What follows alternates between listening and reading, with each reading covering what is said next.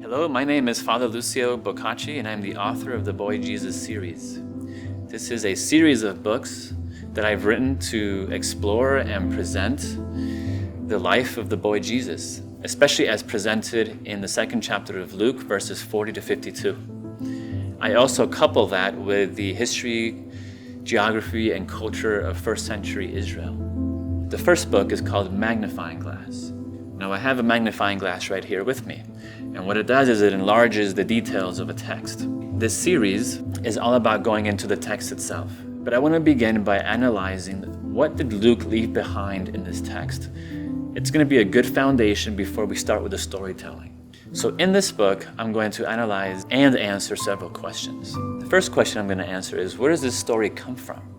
And how does the passage tell us that? We're looking for those clues in the text. And then we want to say, who is the author?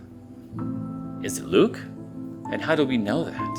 And if it is Luke, how did he organize this text? How did he structure it?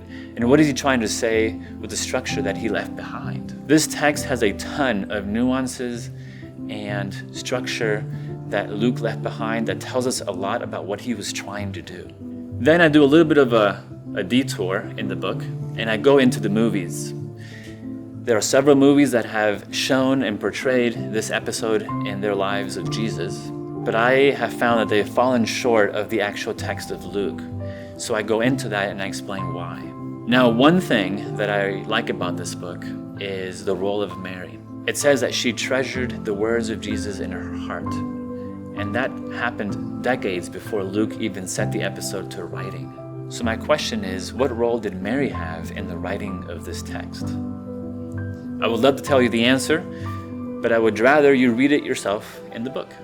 I encourage you to purchase it and check out the answers to these questions.